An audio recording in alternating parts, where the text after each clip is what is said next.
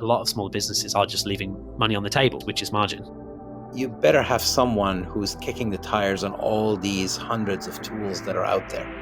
So strategy is the thing that really should set the edges of the pitch. It should define what that pitch is and put a goal right at the end of it. Everybody was about how streaming would never have advertising, and so they threw away the opportunity they had at the beginning. From Orion X, this is the Marketing Podcast. Marketing has transformed in significant ways. More technology, more data, more social, more blending of arts and sciences, more integrated with every other function, and ultimately more critical to the organization. Join Shaheen Khan and Doug Garnett as they discuss news and happenings in the world of marketing, from the boardroom to customer programs. Hi, everybody. Marketing Podcast, episode number 38. Happy New Year to you all. This is Shaheen Khan with Doug Garnett, and we have a very special guest for the very first time. How are you doing, Doug? I'm doing well. All right. Do you want to do the honors and introduce our special guest? Certainly. I want to introduce Sam Brealey, who is out of the UK. And we have talked with him before, back when we did a couple of video casts a few years back, and have always stayed in touch and really found what Sam has to offer in terms of marketing just stupendous, really excellent. And in particular, he has excellent background with small and medium-sized businesses. And I'm looking forward to a really good conversation today. Brilliant. Sam, how are you? I'm good. I'm very good. Sam, do you want to say a few words about what you do and the kind of clients you have and all that, and how people can find you? Yeah, so primarily I'm on LinkedIn, and that's kind of where I share everything that I do.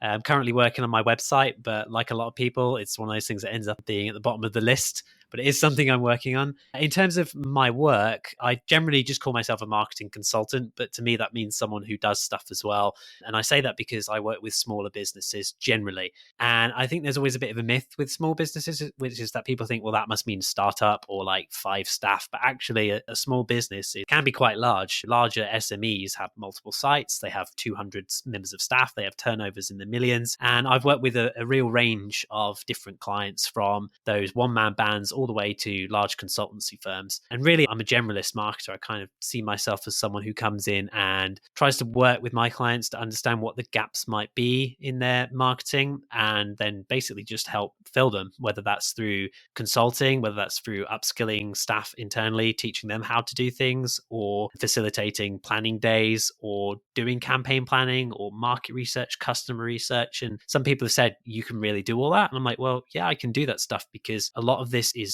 the basics applied, and it makes a huge difference in terms of making sure that smaller businesses are actually taking the right steps on their marketing journey, and then moving away from just the daily drudgery and the daily grind of doing stuff and hoping something works, to working out something that's more grounded and more based in effective planning and delivery, which makes a huge difference. And it's little things that make a big difference. That's great. I've got some clients I want to talk to you about. No, I'm just kidding.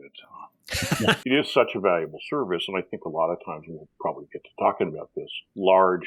So much marketing discussion and theory and the like is dressed in the trappings of large companies, that it's really hard for a company of 100 or 200 people to understand what they should take from it and to really envision that. So I think that translation you do is really invaluable. Yeah, to echo what Doug was saying, one of the things I've always enjoyed and valued from what you post is how real it is.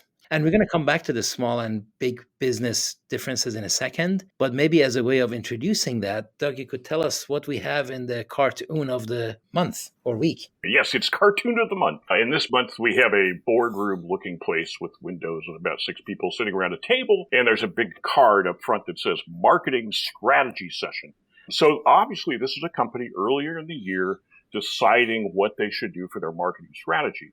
And written underneath that is, please, oh, please buy our product. Please buy it pretty please. And the leader is saying, let's go with it. We've never tried a groveling approach before. I found this quite funny, because I think if we were all honest, we've all felt this way. I mean, none of us have ever used this as a strategy, but there have been days when it's like, God, maybe if I grovel, business will grow. Yeah. Sam, you have any comments on it? Yeah, this is no criticism, but the first thing I thought when I saw that was, so basically sales orientation, right? Right. So please buy now. And that's endemic, I think, in smaller businesses and large businesses. I think there is so much crossover, especially with that cultural stuff. If there's a cultural bias towards sales, then I think often that kind of forces the hand of marketing almost to be that sales support function. Right. And then, like you say, you end up with those strategy days where it's just a load of people kind of saying, what can we do to help sales do their job? It's not proper marketing. That's exactly right. Actually, I taught my first session of my class this year yesterday, and I was asking the general, what is marketing about? And one of the students' answers was marketing hands customers that are ready to buy to sales. I'm like, that's all? I mean, we contribute in that world, but there's so much more to it.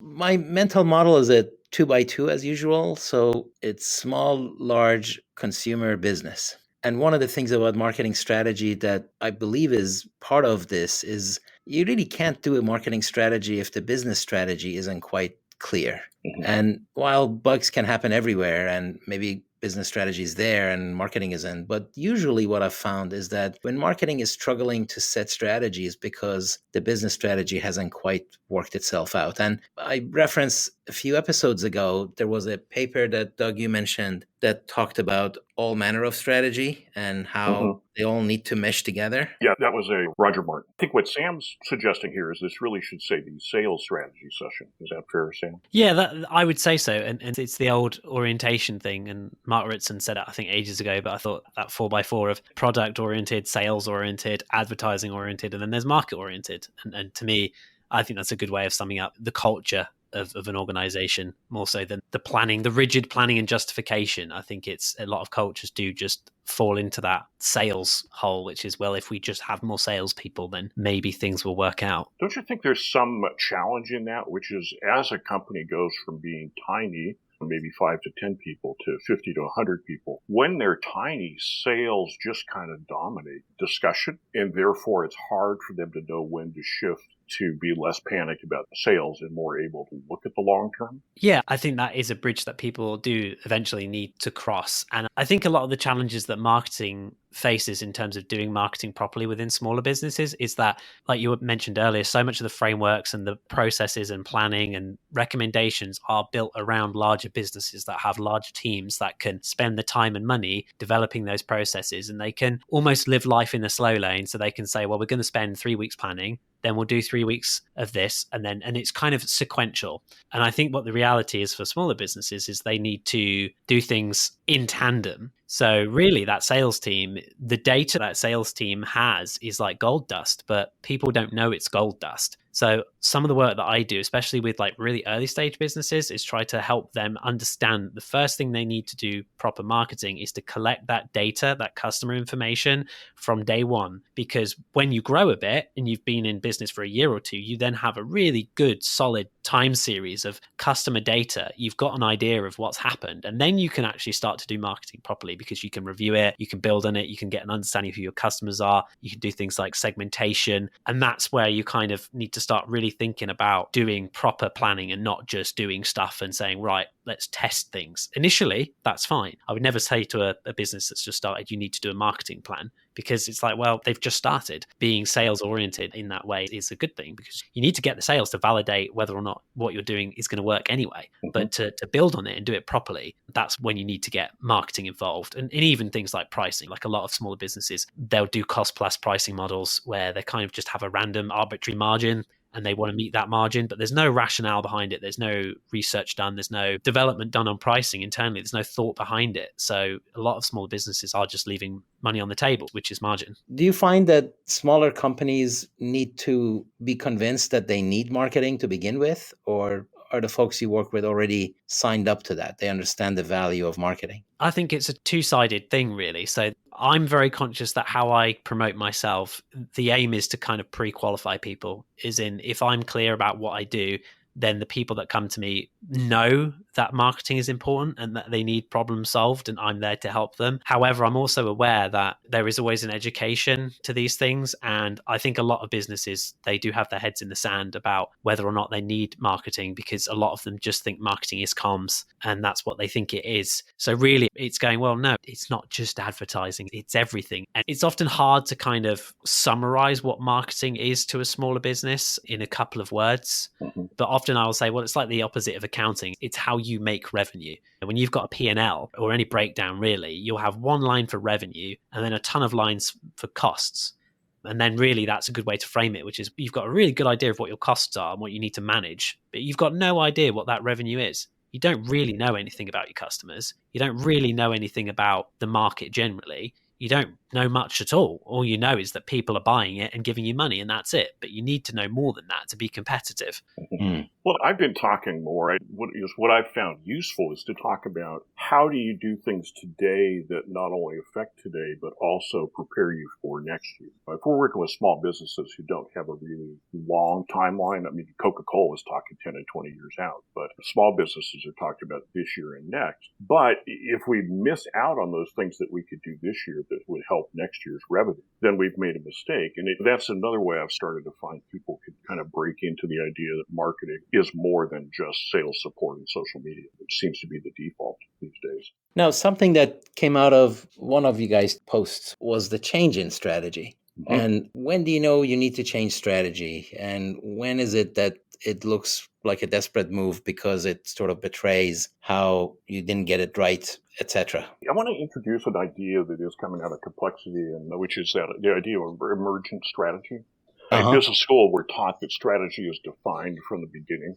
You kind of sit in a room and spend time and then invent the strategy. And sometimes that works, and it's not wrong at all. On the other hand, especially for small businesses, there's real value in what's called an emergent strategy, which is you may not know the answers really to begin with. And so you may need to start off in a direction. But as you go, you watch it and you begin to see strategic elements emerge that you can weave together into something powerful for you in the long run. And it turns out the companies of all sizes use emergent strategy at different points. Volkswagen, there's a great paper from Mintzberg in the late 60s, where Volkswagen had to fell back to 3 years of strategic wandering, and then a strategy emerged out of it was Audi and put the company back on a solid footing. So I think as we think about small companies, especially, strategy is something that to some degree will need to emerge and evolve constantly as you're going along. Yeah, I think the same. I mirror what Doug says there. So deliberate strategy sounds great because it tickles that part of your brain that says we're in control. And I think that is what a lot of businesses want. They like sales, for example, because they know that if someone makes a call and then they get an inquiry, that salesperson has brought that lead in or that customer in, is quite definite. It's quite definitive in terms of its effectiveness and efficiency as well, because it's pay that person, they bring in these customers, they've paid their wage and they make us money. That's nice and easy. But as we know, it's not always easy. So with things like emergent strategy, that basically is what I try to encourage smaller businesses to do, which is you're trying to build a strategy as you go. And then that's completely different from thinking about being agile, which is often just scattergun approach where you just test and learn forever. Really, it's about, okay, well, we think we have an idea of who we are. We think we have an idea of where we want to go with this. We've got our aspiration. Now, what we need to try and do is make the reality match with that aspiration and find that sweet spot that works for the business. An emergent strategy is really the only way to do that. And I think an SME would be kidding themselves if they just had sit down, write a plan, and they say, this is what we're doing for the whole year, and it's not flexible. It's never going to change, because that's not going to happen.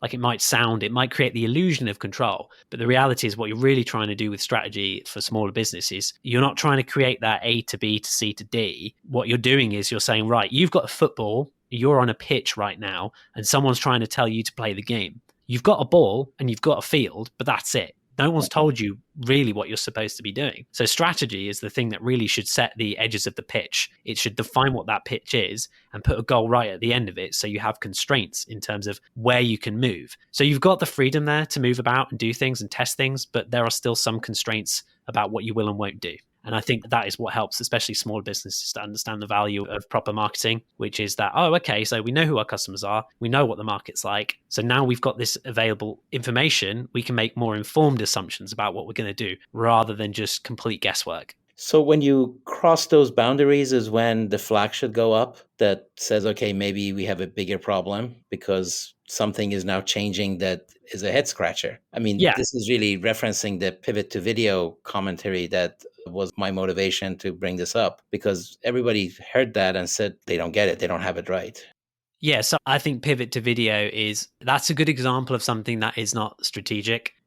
That to me is very much we don't know what we're doing, so let's do video because that's what other people have done and it's worked for them. Right. That to me is a good example of something that is not strategic because it's not contextual and it shows a lack of understanding as to who those users are. Twitter is not a video platform. It's just not. That's not what it is. Yes, there are videos on there, but that's not its primary purpose and that's not what users really use it for. An example of emergent strategy, perhaps that someone like Elon could have taken, would be to say, well, I really care about freedom of speech because he's always banging on about that, not rightly or wrongly. And you say, okay, well, if that's what you want to do, then surely you want to turn Twitter into or X into a new media news powerhouse and build on what its strengths were. So I know that Twitter was kind of a really valuable resource for PR and journalism because of that instant news. Like often you could get stuff on Twitter before you could get it anywhere else. And that's a strength of the platform. So that would be something that you could build a strategy around because it's something that's kind of already saying, hey, look at me, I work, this is what I'm good at. And it's something you can almost own. It's like everyone trying to be TikTok. It kind of reeks of desperation. Yeah. It's not a strategic thing. It's just saying, look what that guy's doing. I'm going to try and do that, which unfortunately is how this pivot to video thing with Twitter comes across to me. It just kind of doesn't make sense. I mean, partly I was thrilled or humored yesterday to find out that there actually is a Wikipedia page about the pivot to video strategy. And in most media organizations, it's known as the admission of failure because nothing else works, so we're going to pivot to video. And why would it be seen as a thing to do? Well, there's a lot of something about video that makes people think that maybe it's going to save them. And I think what a lot of people forget are the weaknesses of video. For all of its strengths, video is linear. Video is not something you can consume quickly. You have to follow the path of whoever put the video together. There's a bunch of weaknesses to video as well that people forget. But I was going to say, too, on this pivot to video as a strategy, I often wonder if stuff like that isn't the result of trying to do pre-planned strategy too early. And I think we do see it in people who are seeking funding have to go in for that funding with a well-worked-out strategy with detailed plans for exactly how big their market will be. And yet they don't actually know what their market is because they haven't ever put the product on the market. So they don't really know necessarily who's going to buy it. So in some of my work with startups, real kind of venture-funded startups, you'll see them take one path as a serious strategy and then all of a sudden shift. The pivot is shift to some other path that's entirely different, but somehow they think it's strategic instead of relying on an emergent approach that just says, hey, we don't fully know. We're going to find who finds this most useful and build on that. Yeah. So the other notion here is when you're kind of too late for whatever new strategy that you want to have. And like Sammy was saying, it's not a video platform because we already got a few, and it's not going to compete with short format video either because we got one of those. And that reminds me of this other link that Doug, you shared when somebody was tallying up the losses of everybody who was trying to compete with Netflix because they were there first. So there is this sort of a first mover advantage, winner takes all kind of a reality too, right? Yeah, and I think strategically, and Sam, I really be interested in your thoughts on this. But strategically, I always dislike copy strategies. They never work. The question always for a company is, what's unique about you? So for Twitter, Sam was going down a good list of, wait a minute, what's unique about Twitter? Twitter has always been a really great news ticker.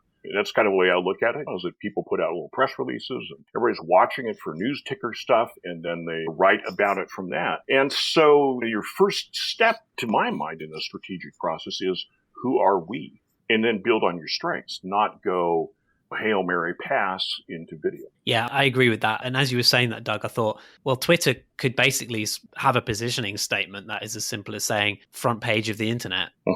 And they could own that quite easily. But unfortunately, they don't take quote unquote marketing seriously because I think, again, they conflate it with advertising. Yeah, I was going to say, I think that's exactly right. I think you do see people that struggle with marketing, and Elon is one. There's been need for advertising at Tesla for various elements of its business. But I think that somehow that just conflicts so much with his ethos I worked with Google once early on when they really needed TV to advertise some of their new things they were building. And what I was told by the internal person was, yeah, you're right. That's exactly what we need to do, but I can't raise it because this is Google and nobody will let me raise it. I lose my job if I raise it. Interesting. They did end up doing that though, no? Yeah, they did eventually end up on TV, but they missed some really interesting opportunities early on with stuff that they had developed that they never told anybody about. Just going back to the Netflix example, I think first mover advantage, I'd like to add a caveat to that, which is I don't like the usual startup cliches, which is like, oh, we've got to get first mover advantage, because what that kind of insinuates is that if you get started first, you will be successful. But I think actually the reality of Netflix was that there was a huge degree of complacency from all the other media companies. I think they kind of viewed Netflix as this like cute platform thing, because it took years for them to actually do anything about Netflix existence. And then I feel like it was the thing where it reached a critical mass that they actually started to prick their ears up and say, we need to try and compete with Netflix now. Mm-hmm. Don't know what you think. I think it's that. I think it's also that they looked out there and said, oh, we're losing. They saw what they had potential to lose as streaming became more prominent. And I guess it was the usual land grab of, open territory, everybody run after it and spend billions trying to get there. And they spent billions. And the reality is Netflix still owns the market for the most part. And Amazon has a lot of people, but that's because they all subscribe to Amazon Prime anyway. And Disney and everybody else, they're struggling because they went off after the landmine, but I think the gold that's there is less than they expected. From a consumer point of view, it is really as simple as a lot of people's wallets are pretty stretched right now. Mm-hmm. So to expect people to pay for multiple streaming services, it just doesn't make economic sense for anyone. So a lot of people will just stick with what they've already got rather than be sold something new. A lot of people will just stick with Netflix because they've always had Netflix. They're not going to go, I'm going to get Disney as well. Maybe if they've got kids, they will. But, you're not going to go and get Netflix and Paramount and everything else on top of that unless you've got a decent disposable income. You're not going to do that. And I think the good thing with cable back in the day was cable was still relatively accessible to lower earners, in the sense that if you have two people working full time, you can probably afford cable. But I think now with the proliferation of these individual subscription services rather than being bundles, it becomes kind of economically impossible for the average person to justify that, especially when people kind of are flicking between content so much now. Like you might end up watching 2 hours of Netflix and then watch an hour of Paramount or whatever, and then an hour of Disney. And before you know it, you go, hang on a minute, I'm paying like X a month for like an hour of TV. That's insane. Well, I always predicted that on streaming, TV was going to end up costing more than it used to on cable. And yet, of course, when streaming came out, everybody talked about how it was going to be so much cheaper. But the economics never made sense. Sometimes you have to look at fundamental economics and say, wait a minute, does this add up? Along with that, if you will, and this is a gratuitous dig, but along with that, everybody was about how streaming would never have advertising. And so they threw away the opportunity they had at the beginning to establish advertising formats and show creation. So that now, as streamers are putting ads into stuff designed for streaming, they interrupt programming so badly that I just can't stand them. There's an ad, but it doesn't come at a commercial break. It just, all of a sudden, mid-sentence, it shifts to an ad for insurance.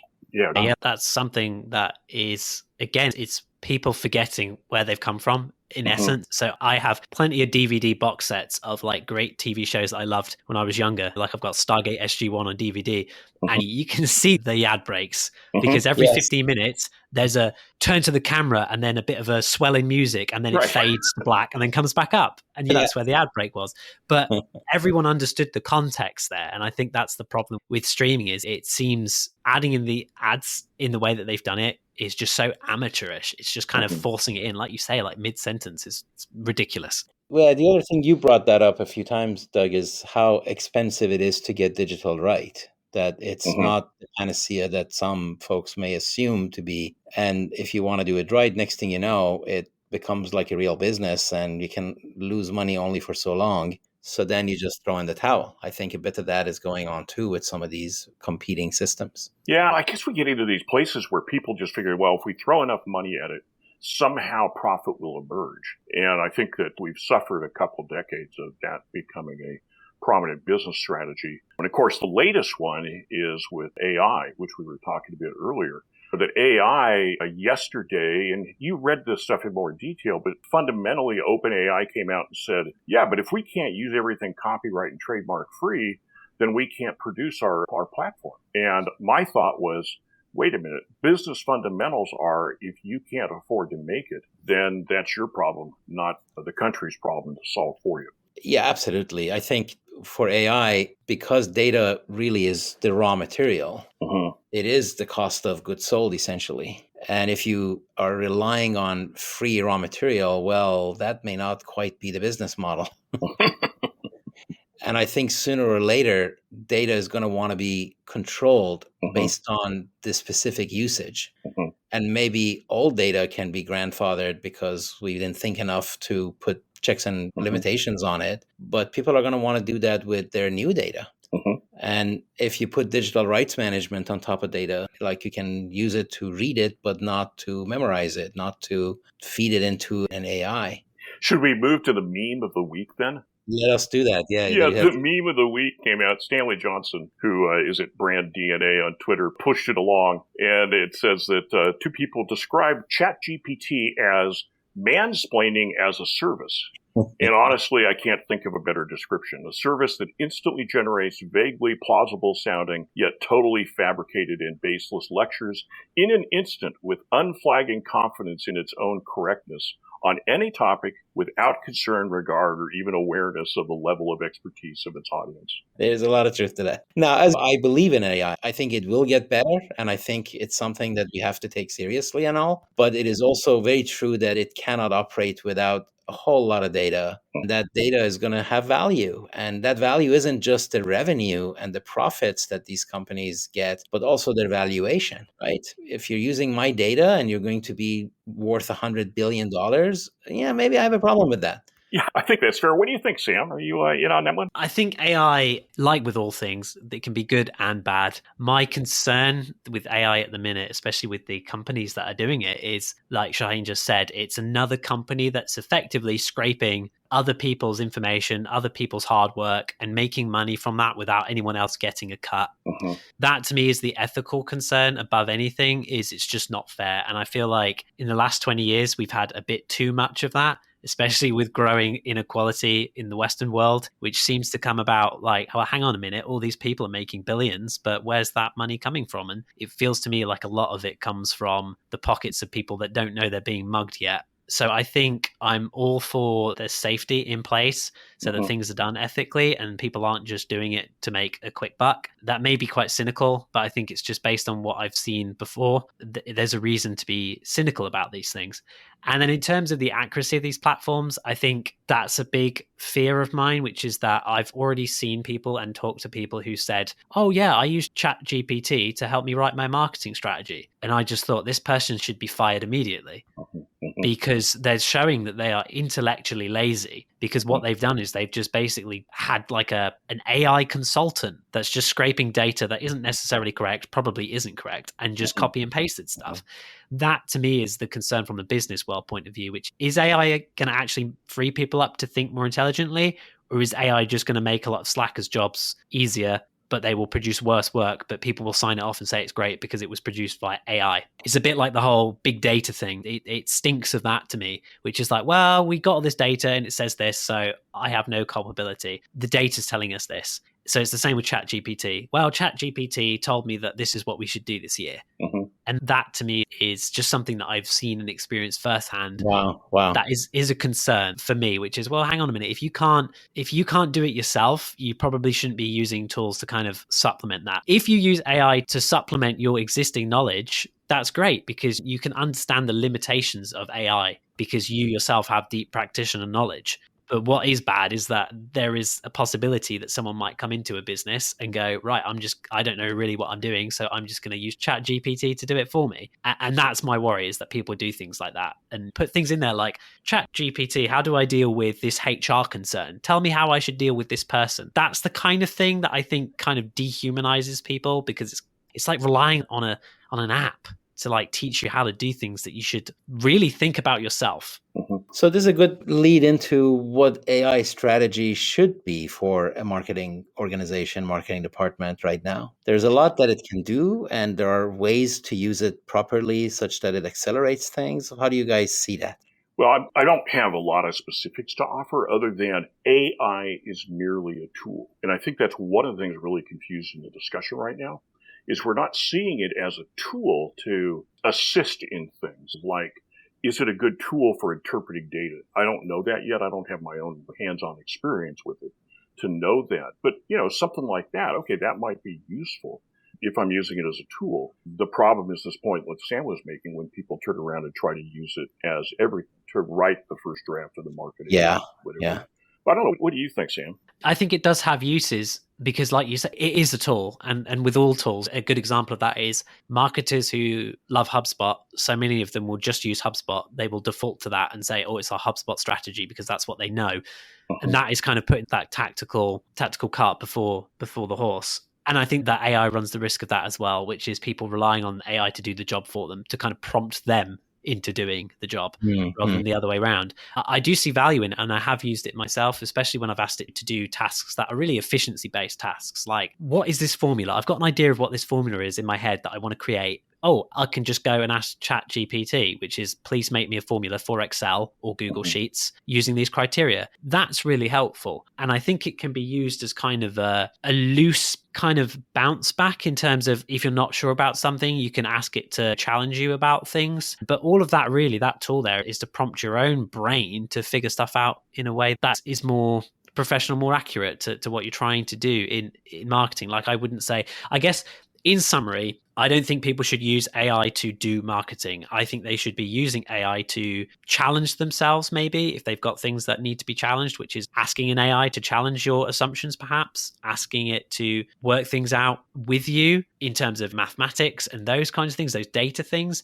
But I think anything that's kind of a bit more fluffy, so let's say you're working on brand strategy, I don't think AI can help with that because it won't. And like a good example would be an AI is not going to understand the culture of the organization that you work in. And the reality is that good marketing is often determined by the culture of an organization. If you have someone that believes in it, you can do it properly. If you have a CEO or whoever who doesn't believe in it, it doesn't matter how good you are, those plans won't come to fruition. So AI will never have that understanding of those human factors. That's the biggest thing. So you just have to work within the constraints of what AI can do and recognize, like you say, Doug, it's a tool. It has its limits. It can't do everything. That's right. I think also it's a tool just to make it explicit in the sense that it needs supervision. It's not autonomy. It's not a colleague. It's not somebody you can outsource things to or to delegate to or to. It's something that generates stuff that you need to check and need to know enough to check it. Yes. You need to be able to arbitrate because it is liable to make stuff up. And if you can't tell the difference, you're going to really have egg on your face like that lawyer did in front of the judge because the AI had made up a case that never existed. And the guy had referenced it in his submission to the court. That's like bad news. You can lose your license for things like that. Yeah. So it absolutely needs that kind of constant supervision. And as such, it seems to me that it would be a good thing to give you an outline because it can just remember things that maybe and it's like efficiency thing, like you said, Sam. It's also a good thing for like a second draft, maybe not the first draft, but hey, take my first draft and then see what you can do with it in terms of either making it more succinct or see what's missing. But then you have to check it and check it again. Yeah, I think, Shaheen, that's what I was saying, but in a more clear, explicit way. I think that's perfect. Well, It needs to be, you need adult supervision of your toys, essentially. That's right. Well, I think as I'm listening to this too, I think it's like one of the things we all have to get clear about with AI is it doesn't understand. No. I mean, if you think about the human idea of like, do you understand a situation? You use that term about the company. Well, AI actually doesn't understand anything. It looks at patterns and matches things against past patterns, and that can be really helpful to us as a tool. But I think that it's dangerous in the sense that it can appear to people so human-like that they assume it has the human ability of understanding. And it doesn't. AI doesn't. It just doesn't. And maybe someday it will in 30 years, but certainly for all of the foreseeable future, we've got to never assume that it understands what it's saying. That's right. That's right. Yeah, and there's a reason there's tons of films about the dangers of AI. The Matrix being one of them. We we're not saying we're going to end up with the Matrix, but we do need to recognize that it, like you say, it is a machine. It's not a human being. It's logical, but it's only logical. Now, I think if you're a sizable marketing organization or an agency, then you better have someone who's kicking the tires on all these hundreds of tools that are out there.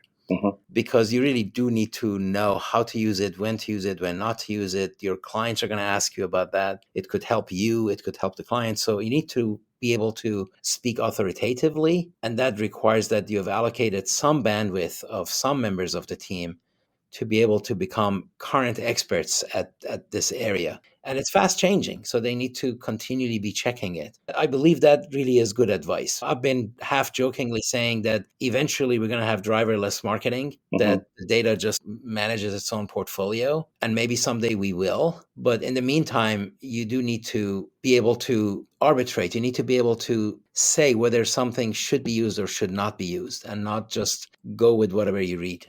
Well, and I fully agree with the let's explore it. I think where concerns get raised is I'm beginning to see CEO comments to investors. It's one of those prove how hip a company you are, or prove that you're on the cutting edge statements that exaggerate far beyond probably what even the company's actually doing with AI. Right. Now, you shared another link, Doug, where there was a glossary of terms of sorts. Oh, yes. And maybe we should conclude with that. And there were a couple of funny ones in there.